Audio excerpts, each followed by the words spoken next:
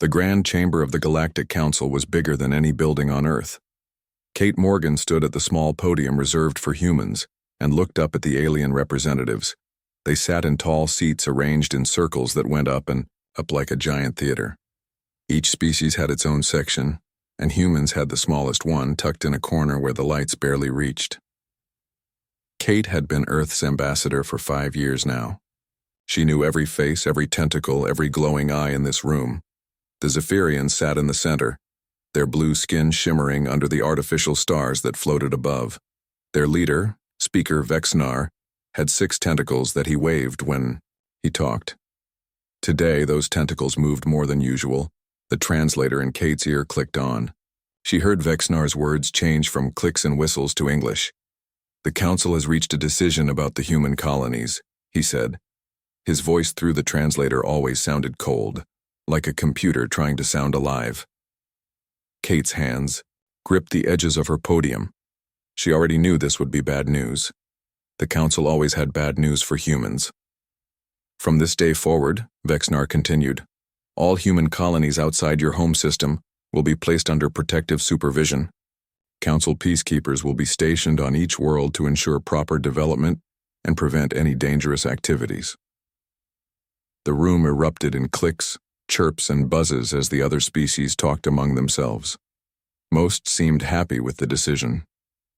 Kate felt her face get hot with anger, but she kept her voice steady. "Speaker Vexnar," she said, and the room went quiet. "Humanity has followed every council rule for 30 years. We have limited our technology as you demanded. We have restricted our trade as you required. We have even stopped exploring beyond the borders you set. Now you want to occupy our colonies?" Vexnar's tentacles waved, and what Kate had learned was dismissal. "Humans are still too young as a spacefaring species. You have been in space for only 60 Earth years. Most species here have traveled the stars for thousands of years. This supervision is for your own protection." "Protection from what?"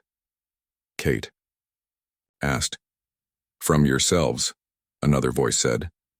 This came from the Althari representative, a tall being that looked like a stick insect made of crystal. "Your species has a history of violence, wars, weapons, destruction. The Council cannot risk you developing dangerous technology." Kate wanted to scream. She wanted to tell them that humans had changed, had grown. But she knew they wouldn't listen. They never did. "I need to contact my government," Kate said. "Of course," Vexnar replied. "You have 7 of your Earth days to prepare for the Peacekeeper's arrival." Kate walked out of the chamber with her back straight and her head high. But inside, she felt something breaking. 30 years of trying to play nice, 30 years of following rules made by species that thought humans were nothing more than clever animals. It was enough. Back on Earth, President John Carter sat in the underground command center beneath the Rocky Mountains. The room was full of screens and military officers. Admiral Lisa Webb stood next to him, her gray hair pulled back in a tight bun. Her uniform perfect as always. They watched Kate's transmission together. When it ended, the room was silent for a long moment. "They want to put alien soldiers on New Texas, New Haven, and all our other colonies," Carter said. He was a tall man with kind eyes, but those eyes were hard now. "They want to watch us like we're children who can't be trusted with matches." Admiral Webb turned to face the president. "Sir, may I speak freely?" "Go ahead, Admiral." "For 30 years, we've pretended to be weak. We've hidden our real ships, our real weapons, our real technology. We've let them think we're still flying, around in tin cans with rocket engines. Maybe it's time to show them the truth." Carter looked at the other officers in the room. General Sam Cooper nodded slowly. Director of Intelligence Nina Patel leaned forward in her chair. "What are you suggesting, Admiral?" Carter asked, though he already knew the answer. "I'm suggesting we stop pretending," Webb said. "The shipyards on Triton have been building in secret for 20 years. We have 12 warships that would make the Council wet themselves if they knew they existed. Dr. Harrison's team has developed weapons that break every treaty we've signed. We've been good little humans, following their rules while secretly preparing for the day they push too far." She paused and looked directly at the president. "Sir, they just pushed too far." Carter stood up and walked to the main screen. It showed a map of human space. Earth, Mars, the moon colonies, and the 12 colony worlds spread across nearby star systems. Each colony had millions of people, families who had traveled to the stars believing in humanity's future. If we do this, Carter said slowly, there's no going back. The Council will see us as a threat they might attack. They already see us as a threat, Director Patel said. That's why they want to occupy our colonies. They're afraid of what we might become. The question is, do we prove them right, or do we let them cage us forever? Carter thought about his daughter, living on New Texas with her husband and 2 kids. He thought about the millions of humans on those colonies who would soon have alien soldiers watching their every move. He thought about humanity's future, limited and controlled by species who thought they knew better. Admiral Webb, he said, turning around. Send a message to Captain Pierce on Triton. Tell him to prep the hidden fleet. Full activation, all weapons online. Webb smiled for the first time in the meeting. Yes, sir. Director Patel, I want every piece of intelligence we have on Council fleet positions and capabilities. General Cooper, put all Earth defenses on quiet alert. Don't let the Council observers notice, but I want us ready for anything. The room burst into activity as officers started making calls and typing on computers. Carter walked over to Webb. Admiral, I need you to understand something, he said quietly. If we show our true strength, everything changes. The galaxy will know that humans have been lying for decades. They'll know we're not the primitive species they thought we were. Webb nodded. Sir, my grandmother used to tell me something when I was young. She said humans are like springs. The more you push us down, the harder we push back. The Council has been pushing us down for 30 years. I think it's time they learned what happens when the spring snaps back. Carter smiled grimly. Send a message to Kate. Tell her to stay calm and act normal at the Council. We need a few days to get ready. Tell her... He paused, thinking. Tell her the Eagles are waking up. It was an old code, one they had hoped never to use. It meant humanity was done playing by the rules. 3 days later, Kate stood again in the Council chamber. Vexnar was explaining the details of the occupation, how many peacekeepers would be on each world, what restrictions would be in place, how humans would need permission for any technology above level 2 standards. Kate nodded and took notes, playing the part of the defeated ambassador. But she had received Carter's message. The Eagles were waking up. Soon, very soon, the Council would learn that they had made a terrible mistake. They thought humans were weak because humans had chosen to appear weak. They thought humans were primitive because humans had hidden their true advances. They thought humans needed supervision because they had never seen what humans were truly capable of. The Council had crossed the line. They had pushed too hard, demanded too much, taken too many liberties with humanity's freedom. And now, after 30 years of patient suffering, humanity was about to snap. Kate looked up at Vexnar's blue face and tentacles. She almost felt sorry for him. Almost. He had no idea what was coming. None of them did. The breaking point had been reached, and once humans decided to break free, nothing in the galaxy would ever be the same. Commander Ryan Pierce stood on the bridge of the HSS Vengeance and looked out at the stars. The ship floated in the darkness near Neptune's moon Triton, hidden from any Council sensors by the moon's magnetic field. Around him, 11 other ships waited in the black, each one a secret that could change everything. The Vengeance didn't look like the ships the Council knew about. Those ships were boxy and slow, with engines that took weeks to travel between stars. The Vengeance was sleek and dark, built with materials that bent light around them. It was almost invisible even to human eyes unless you knew exactly where to look. Commander, all ships report ready, Lieutenant Amy Chen said from her station. She was young, only 25, but she was the best pilot Ryan had ever seen. Quantum drives are charged, singularity weapons are online. We can move out whenever you give the word. Ryan nodded and turned to his tactical officer, Lieutenant Jake Brown. What's the latest from intelligence? Jake pulled up a display on the main screen. The Council peacekeeping fleet left their base 3 hours ago. 40 ships, mostly Zephyrian and Althari. They're taking the standard hyperspace route to New Texas. They'll arrive in 6 hours, and they expect to find merchant ships and outdated patrol boats, Ryan said with a small smile. They're in for a surprise. The bridge crew laughed quietly. They had been training for this moment for years, hidden away on Triton while the galaxy thought humans were weak. Each person on the ship had been chosen carefully, told the truth about humanity's real capabilities, and sworn to secrecy. Commander, Pierce, the communications officer, called out. Message from Admiral Webb. Ryan walked over and read the message on the small screen. It was short. You are authorized to reveal our true capabilities. Show them what humans can really do. Good. Hunting. Ryan felt his heart beat faster. This was it. 30 years of hiding was about to end. All right, everyone, he said, his voice carrying across the bridge. Send a message to all ships. We're going to New Texas. Time to show the galaxy who we really are.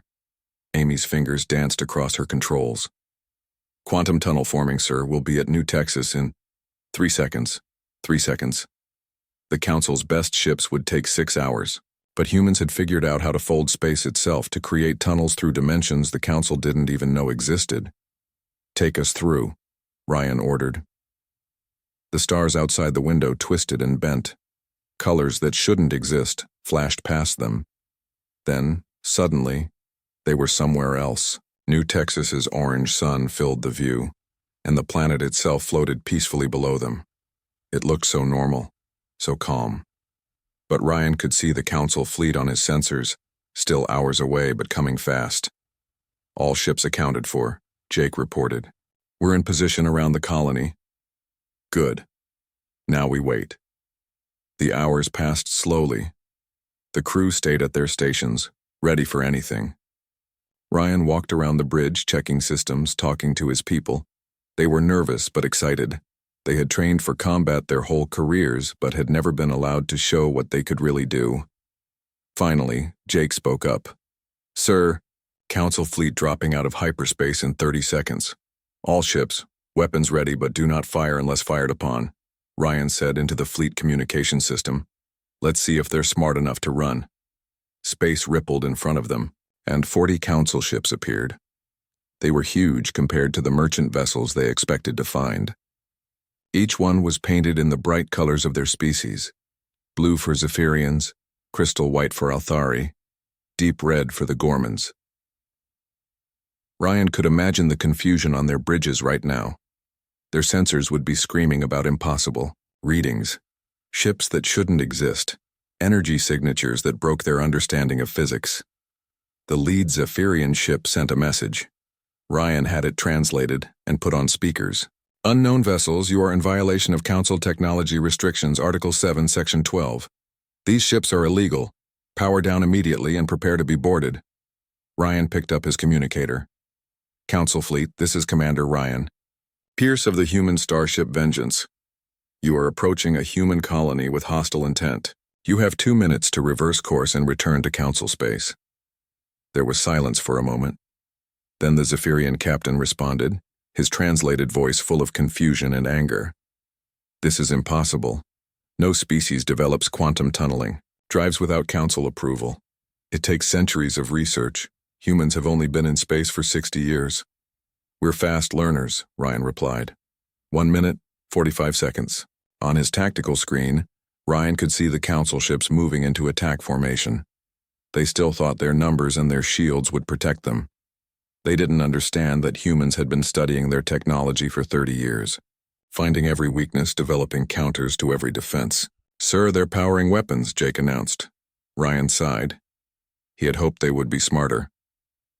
All ships prepare to fire. Target their engines only. Let's give them a chance to surrender. The Zephyrian captain came back on the communication channel. Human vessels, you will power down now or be destroyed. The Council does not tolerate. He never finished the sentence. Ryan gave the order with a heavy heart. Fire. The Vengeance's singularity cannon charged for half a second, then released. A point of absolute darkness shot from the ship, smaller than a marble but with the mass of a mountain. It hit the first Council ship's shields, and the shields meant nothing. The micro-black hole consumed the energy like it was food. then tore through the ship's engine section. 11 other human ships fired at the same moment.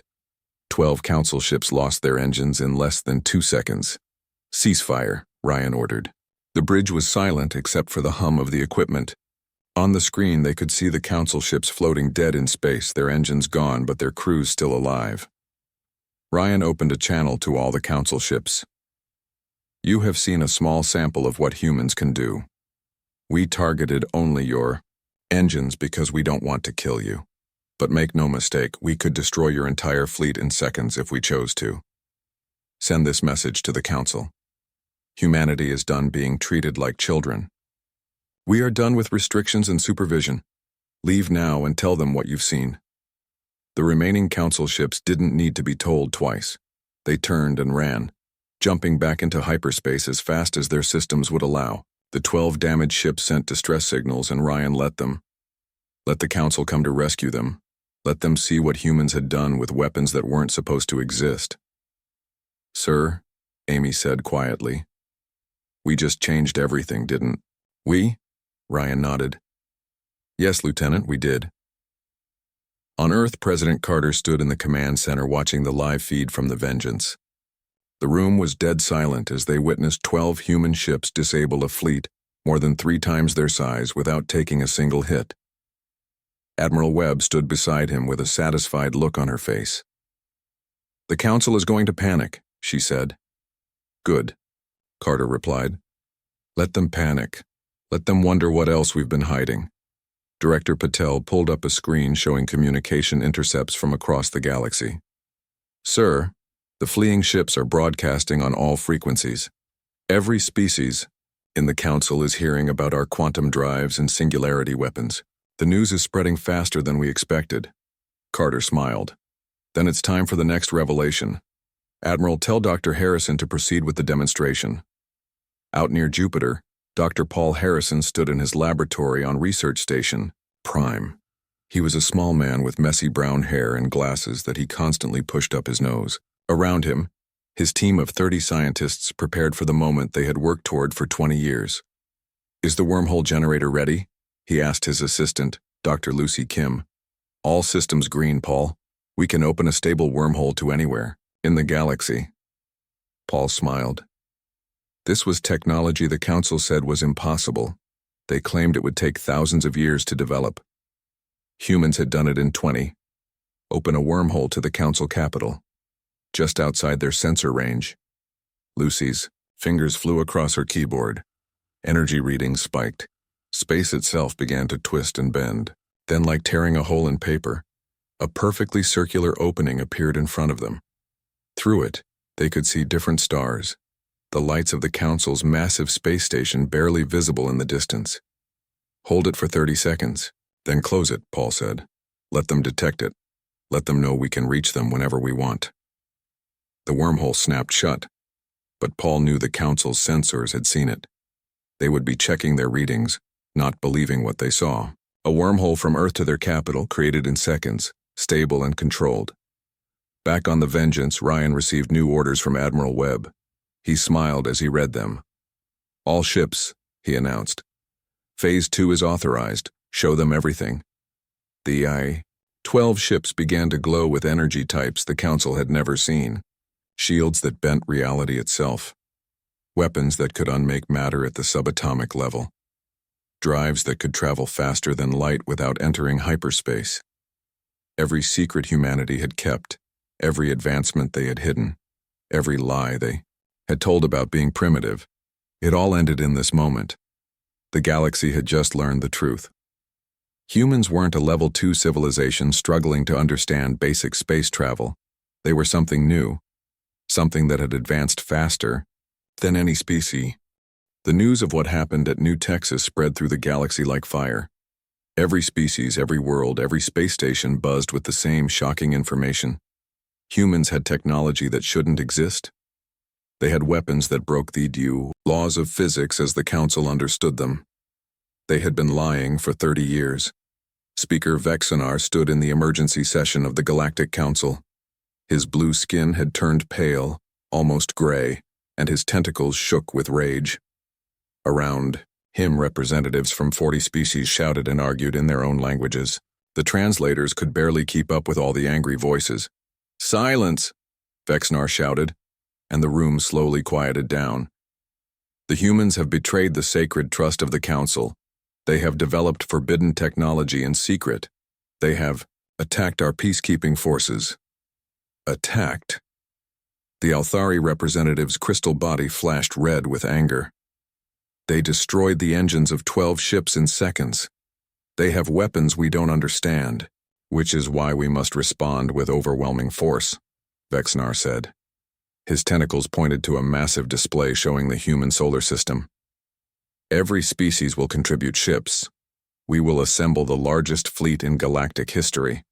5,000 ships all converging on Earth. The humans will surrender their technology and submit to complete council control, or we will force them to submit. The vote was unanimous. Every species was afraid of what humans had become. They remembered Earth's violent history, its wars and weapons. If humans had advanced this far this fast, what would they be capable of in another 30 years? The message went out across the galaxy. Ships began gathering at staging points. The Zephyrians brought their battle cruisers. The Althari brought their crystal fortresses. The Gormans brought their siege platforms. Even species that rarely fought brought their ships. 5,000 vessels, the combined might of 40 civilizations, all preparing to put humanity back in its cage. On Earth, Admiral Webb stood in Lunar Command, a massive military base built inside the moon. Screens covered every wall, showing the positions of council ships gathering across the galaxy. Her officers worked at their stations, tracking every movement, every communication. "They're not even trying to hide it," General Cooper said, standing beside her. "They want us to know they're coming." "They think numbers will scare us," Webby replied. 5,000 ships. It would be impressive if we were the primitive species they think we are. She turned to the communication station. "Get me Dr. Harrison." Paul Harrison's face appeared on the main screen. He was in his lab, and behind him his team was working frantically on something. "Admiral, good timing," Paul said, pushing his glasses up. "We've just finished installing the wormhole generators on all our ships. We can move our entire fleet anywhere in the galaxy instantly." "How many generators do we have in total?" Webb asked. 12 stationary ones here in the solar system, and now one on each of our 200 ships. 200 ships against 5,000. But Webb wasn't worried. Quality beat quantity, especially when your quality included weapons that could create black holes and shields that existed partially outside normal space. "Paul, I want you to do something for me," Webb said. "Can you open small wormholes near each gathering point, just big enough to slip a sensor drone through?" Paul smiled. "You want to watch them gather their fleet? Already done, Admiral. We're seeing everything." President Carter entered Lunar Command, followed by his security detail. He looked tired, but determined. The weight of the decision he was about to make showed in the lines on his face. "Admiral, what's our status?" he asked. Webb pulled up a tactical display. "The Council fleet will be ready to jump to our system in approximately 18 hours. Our fleet is ready. All colonies have been put on alert. Earth's orbital defenses are online." "And the new weapon?" Carter asked quietly. Webb hesitated. "The quantum field disruptor is ready, sir. But if we use it—" "I know," Carter said. "It will disable every ship in the target area, ours and theirs. It's a last resort." Kate Morgan's face appeared on another screen. She was still at the council station, playing her role as the confused and angry ambassador. "Mr. President," she said, "Vexnar just gave me their ultimatum. Surrender all technology and submit to occupation, or face the consequences. He's giving us 24 hours to decide." "Tell him we're considering his terms," Carter said. "Buy us as much time as you can." Kate nodded and the screen went dark. Carter turned to face the room full of military officers and scientists. "Ladies and gentlemen, in a few hours the Council is going to learn that backing humans into a corner is the worst mistake they could make. Admiral Webb, you have complete military authority. Show them why our ancestors ruled their planet." 18 hours later, Captain Julie Foster sat in the command chair of the HSS Retribution. Around her, her crew prepared for the fight of their lives. They were stationed near Mars, part of the Inner Defense Fleet. Captain, sensors detecting massive hyperspace signatures, her tactical officer reported. They're coming. All ships. This is Admiral Webb. The communication system crackled. Remember the plan. Let them come to us. Let them think they have us surrounded. Then we show them what human engineering can really do. Space rippled and tore as 5,000 ships dropped out of hyperspace at the edge of the solar system. They formed a perfect sphere, surrounding Earth and its colonies from every direction. It was meant to be overwhelming, meant to show that resistance was useless. The Council fleet sent their message on all frequencies. Vexnar's voice boomed across human space. Humans of Earth, you have violated sacred Council law. You have developed forbidden technology and attacked Council forces. Surrender now, or face the consequences of your arrogance. President Carter responded from Earth. His voice was calm and steady. Speaker Vexnar, the Council has pushed humanity too far. You tried to occupy our colonies. You tried to limit our growth. You treated us like children. We offered you peace, and you brought 5,000 ships to threaten us. So be it.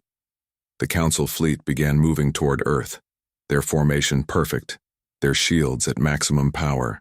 They expected the human ships to meet them in battle, 200 against 5,000. Instead, space behind them began to twist. Wormholes opened, dozens of them, and human ships poured through. Not just the 200 military vessels, but hundreds more, converted cargo ships with singularity cannons, mining vessels with quantum torpedoes, even private ships with military-grade shields. Admiral, all ships in position, Captain Foster reported. We have them surrounded. Webb stood in lunar command, watching the tactical display. The Council fleet was now trapped between Earth's defenses and the human fleet that had appeared behind them. But that wasn't the real surprise. Dr. Harrison, activate the gate network, she ordered.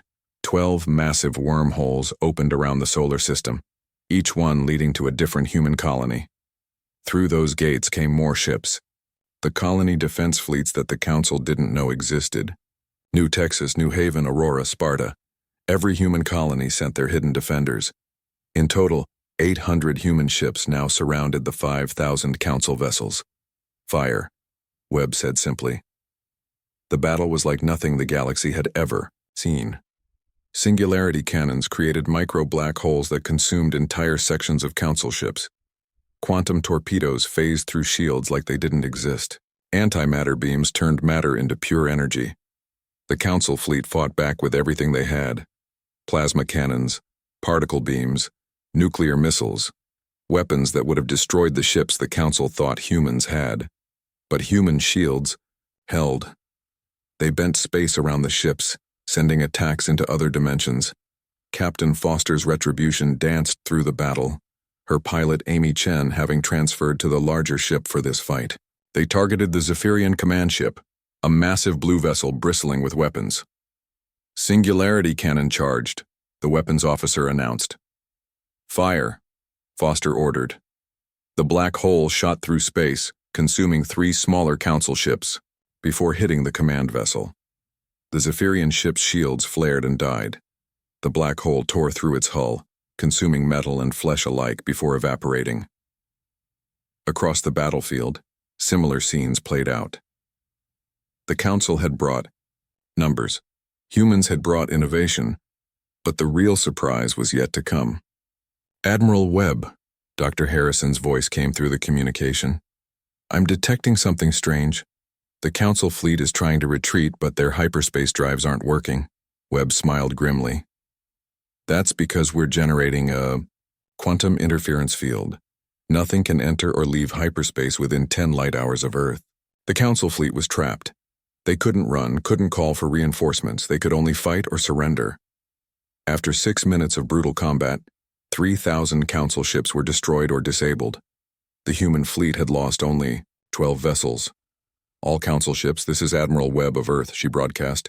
You have 2 choices, surrender now, or we activate our quantum field disruptor. That weapon will disable every ship in this system, leaving your crew stranded in dead vessels millions of miles from any habitable world.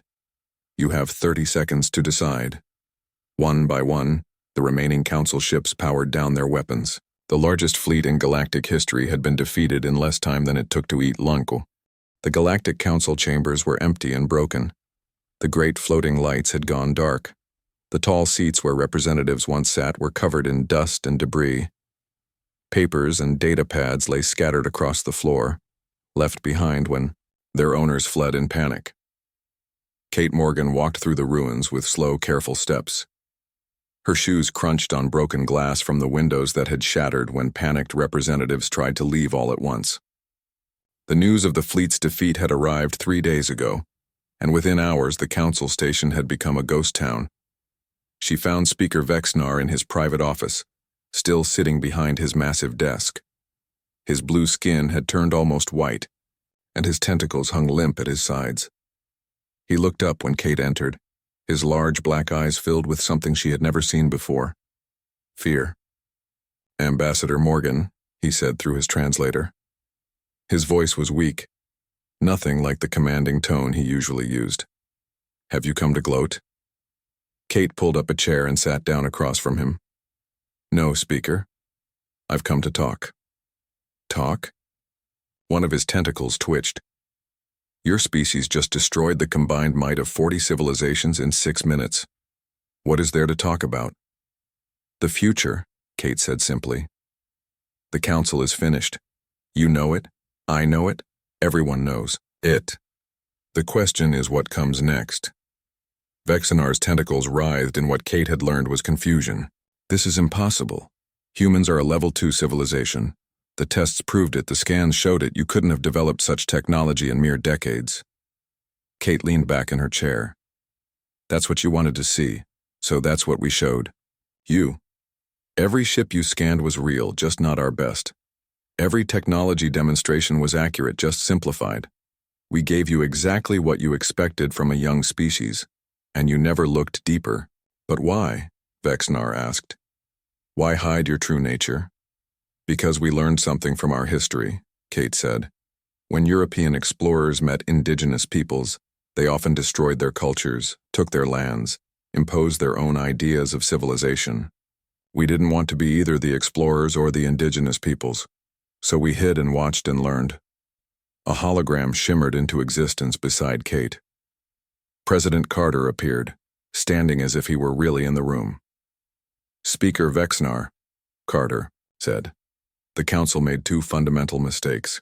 First, you assumed our rapid advancement would slow once we reached space. You thought we would plateau like other species, but humans don't plateau. We accelerate." The president walked around the desk, his hologram passing through furniture like a ghost. "Your second mistake was trying to chain us. Every restriction you placed, every limit you imposed just made us work harder to break free. You see, humans have a saying, necessity is the mother of invention. You gave us the necessity." Vexnar's translator clicked and whirred as he tried to speak. Finally, words came out. "What do you want from us?" "Nothing," Carter said, and Vexnar's tentacles shot up in surprise. "We don't want your technology, ours is better. We don't want your resources, we can create our own. We don't want revenge, that would be pointless." Kate stood up and walked to the window that looked out at the stars. "What we want is change. The Council system is broken. It keeps younger species down, limits growth, stifles innovation. It needs to end." "And what would replace it?" Vexnar asked. "Something better," Kate said. "Something where every species has an equal voice, regardless of how long they've been in space. Something that shares knowledge instead of hoarding it."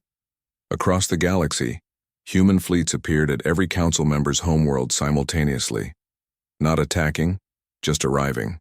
One moment empty space, the next moment human ships. It was a demonstration of power that made the battle at Earth look like a minor skirmish. On the Zephyrian homeworld, Admiral Webb's hologram appeared in their governing chamber. "We could destroy every ship you have in seconds," she said calmly.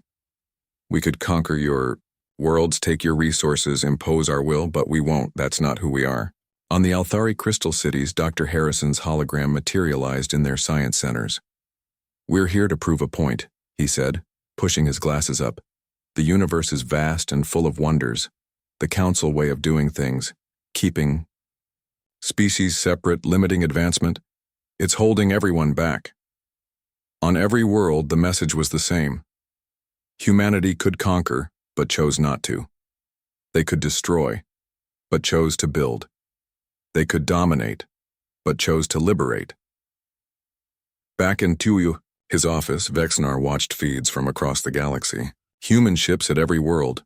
Human technology making a mockery of everything the Council thought they knew about physics and engineering. "Show him," Carter said to someone off-screen. The office window turned into a display screen. It showed a star, burning bright and yellow in the darkness of space. Around it, something impossible. A sphere of metal and energy, completely enclosing the star. "That's a Dyson sphere," Kate explained. "We built it in 5 years in secret in unclaimed space. We're harnessing the entire energy output of a star. The Council claimed it would take 1,000 years to build one. We did it in 5. Vexnar's tentacles drooped in defeat. "We tried to cage giants," he whispered. "No," Kate said kindly. "You tried to cage humans. The difference is we don't stay caged." The door to the office opened and other former council members entered. The Althari representative, the Gorman leader, even species that had barely participated in council affairs. They all looked defeated, lost, unsure of what came next. President Carter's hologram addressed them all. "The council is dissolved as of this moment. In its place, we propose the Interstellar Alliance. Every species gets 1 vote.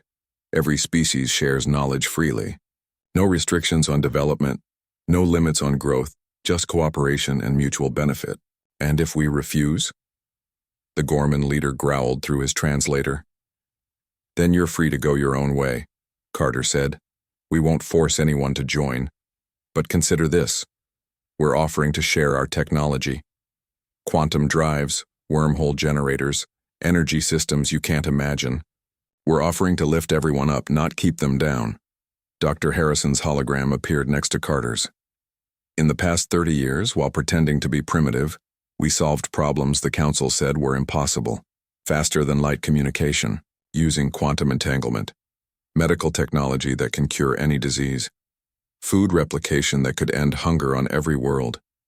We did all this while hiding. Imagine what we could all accomplish working together." The room was silent for a long moment. Then the Althari spoke, their crystal form chiming softly. "The humans could conquer us all. Instead, they offer partnership. I will take this to my people." One by one, the other representatives agreed. They would return to their worlds, with humanity's proposal. As they left, Vexnar remained sitting at his desk. Kate stayed with him. "Your species terrifies me," he said quietly. "Not because of your weapons or your technology, but because of how fast you grow. What will you be in another 30 years, another 100? Kate smiled. "That's the wrong question, Speaker. The right question is, what will we all be? Humans don't want to advance alone. We want to bring everyone with us. The Council way was about control. The human way is about growth. And if some species abuse this freedom, use this technology for evil, then we stop them," Kate said simply. "Together, as equals, not as rulers and subjects, but as partners." Vexnar's tentacles moved in what might have been a nod. "I am old, Ambassador. My species has been in space for 3,000 years. We thought we knew everything. You've shown us we know nothing." "You know plenty," Kate said. "You just forgot how to learn. Humans can help with that. We're very good at learning." Back on Earth, crowds gathered in every city to watch the news feeds. The Council was gone. Humanity was free. But more than that, humanity was leading. President Carter stood before the United Nations, now expanded to include representatives from Mars and the colonies. "We kept our true selves hidden for 30 years, he said. "We pretended to be weak when we were strong. We pretended to be slow when we were fast. That time is over." He paused, looking at the crowd. But we must remember, with great power comes great responsibility. We could rule the galaxy. Instead, we choose to free it. We choose to share our knowledge, our technology, our future. Because that's what humans do. We lift others up. In his laboratory, Dr. Harrison was already working with alien scientists who had come to learn. The Althari were fascinated by wormhole technology. The younger species, those the Council had kept at level 1, were amazed by even basic human computers. "This is just the beginning," Paul told his new colleagues. "Wait until you see what we're working on next. Dimensional travel, time dilation fields, maybe even ways to create new universes." The Council said these things were impossible. Humans don't believe in impossible. The galaxy would never be the same. The Council's 10,000 years of control were over. The age of humanity had begun, but it wouldn't be an age of human dominance. It would be an age of shared growth, of mutual advancement, of every species reaching for heights the Council never let them dream of. The Council had crossed the line when they tried to put humans in a cage. Now the cage was broken, not just for humans but for everyone, and the universe itself would never be the same. 6 months had passed since the fall of the Galactic Council. The massive space station that once housed the Council had been transformed into Unity Station, a place where every species could meet as equals.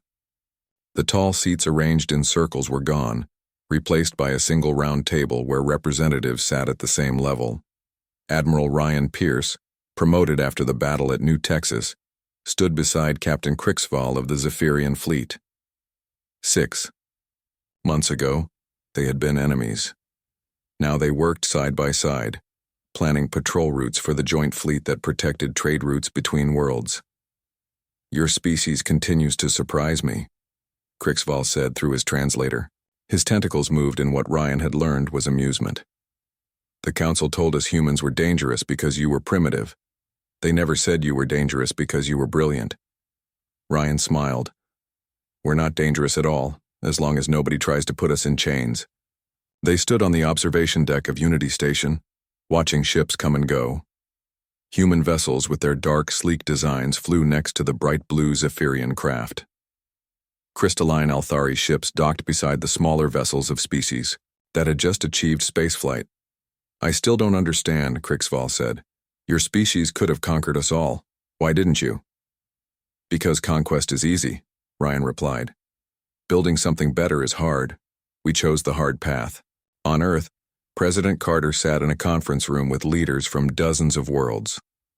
The meeting was being held in New York, at the newly built Interstellar Relations Center. The building itself was a marvel of combined technologies: human, engineering, Althari crystal architecture, and Gorman strength enhancers. "The Kepler colonies are requesting assistance with their quantum drive program," Director Kate Morgan announced. She had returned to Earth after the Council's dissolution, and now served as Earth's first director of interstellar relations. "Approved," Carter said. "Send them our best engineers. Make sure they understand the technology, not just how to use it." The Altarian representative, a small being covered in soft purple fur, raised one of its 4 hands. "President Carter, my people are concerned. The Council kept us at level 1 for 500 years. Now you offer us level 5 technology. How do we know we're ready?" Carter leaned forward. "The Council's level system was a lie. There's no such thing as being ready for technology. There's only learning and growing. Your people were kept down, not because you weren't ready, but because the Council feared what you might become. And you don't fear us?" "No," Carter said simply. "We believe in you. All of you." Dr. Paul Harrison's laboratory had expanded to cover an entire moon of Jupiter. Scientists from every species worked together, sharing ideas that the Council would have forbidden. Today was special. They were about to demonstrate their newest breakthrough. "Ladies, gentlemen, and beings of all kinds," Paul announced to the gathered crowd. His hair was even messier than usual, and his glasses were held together with tape from an experiment gone wrong. "For 10,000 years, the galaxy has relied on hyperspace travel. It's fast, but not instant. Messages could take weeks to cross the galaxy, He pressed a button and two platforms lit up, one in the lab and one on a screen showing a laboratory on the other side of the galaxy. Today we present quantum entanglement communication. Real-time, instant communication across any distance. He walked to one platform and spoke into a microphone. On the screen, his words appeared instantly on the other platform, translated into a dozen languages simultaneously. The crowd erupted in excited chatter. The Althari scientists' crystal forms rang like bells. The Gormans stomped their feet in approval. Even the usually reserved Zephyrians waved their tentacles enthusiastically. This is just the beginning, Paul continued. Humans don't hoard knowledge, we share it. Every species will have access to this technology. The galaxy will be connected like never before. On New Texas, the colony that had almost been occupied by Council peacekeepers, a celebration was underway. The streets were full of humans and aliens, all celebrating together. Music from a dozen worlds mixed in the air. Food from every corner of the galaxy was shared freely. Amy Chen, now captain of her own ship, walked through the crowd with her parents. They had been colonists for 20 years, believing they were pioneers on the frontier. Now they knew they had been part of humanity's greatest secret. "I still can't believe you knew," her mother said. "All those years you knew what we were really capable of." Amy smiled. "We all played our parts, Mom. You and Dad, living normal lives, made the colony look real. You were just as important as those of us on the warships." A young Altarian approached them, its purple fur reflecting the setting sun. "Excuse me, Captain Chen, I wanted to thank you. Your people's technology has allowed my family to reunite. We hadn't seen each other in 50 years because travel was so restricted." Amy felt tears in her eyes. This was why they had revealed themselves, not for power or dominance, but for moments like this. In the depths of space, construction crews worked on humanity's latest project. It was massive, bigger than anything ever built. Representatives from every species watched from observation ships as the structure took shape. Admiral Webb stood on the bridge of the HSS Victory, explaining to the gathered dignitaries. "This will be the Galactic University, a place where every species can come to learn, to teach, to share. No restrictions, no levels, no limitations. Just knowledge, free for all." The Gorman representative, a massive being covered in thick scales, rumbled through his translator. The Council would never have allowed this. They said sharing advanced knowledge with younger species was dangerous. "The only dangerous thing is ignorance," Webb replied. "When people don't understand something, they fear it. When they understand it, they can master it." The first section of the university was already complete.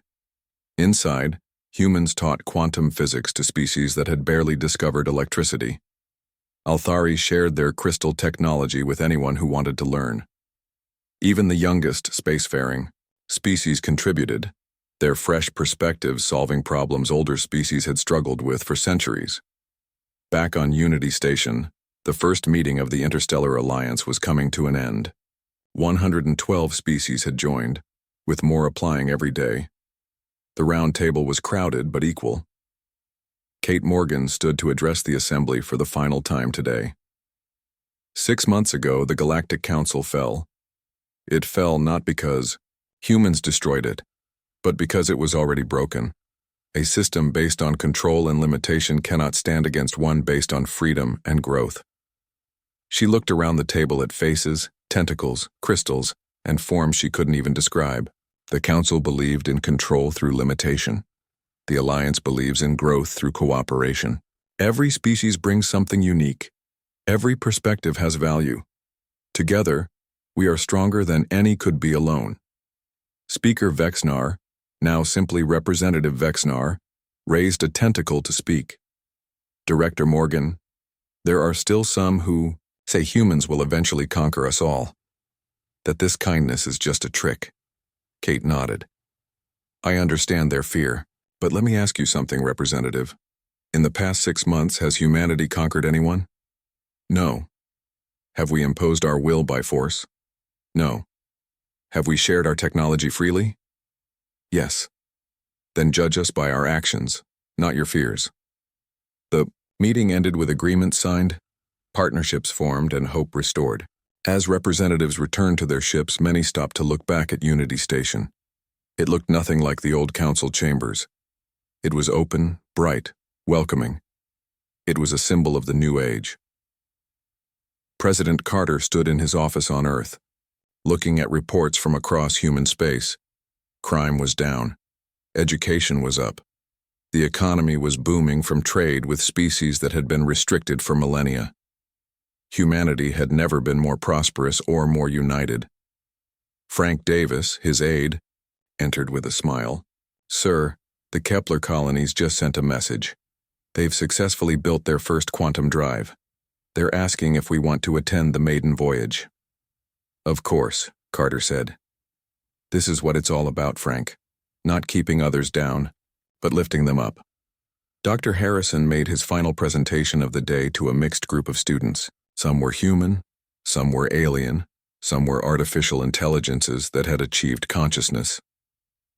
"The council was wrong about many things," he said, his voice carrying across the lecture hall. "But their biggest mistake was thinking that advancement is a zero-sum game. They believed that for one to rise, another must fall. Humans proved that wrong. We can all rise together." A young Althari raised a crystalline hand. "Professor Harrison, what's next for humanity?" Paul smiled and pushed his glasses up. "The same thing that's next for all of us. We keep learning, keep growing, keep pushing boundaries. The council said faster than light travel was the peak of achievement. We proved them wrong.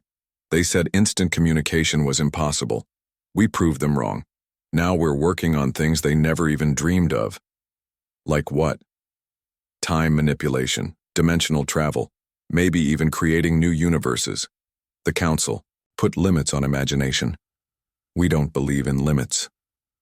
As the sun set on Earth, casting long shadows across the cities that now hosted beings from 100 worlds, the truth was clear.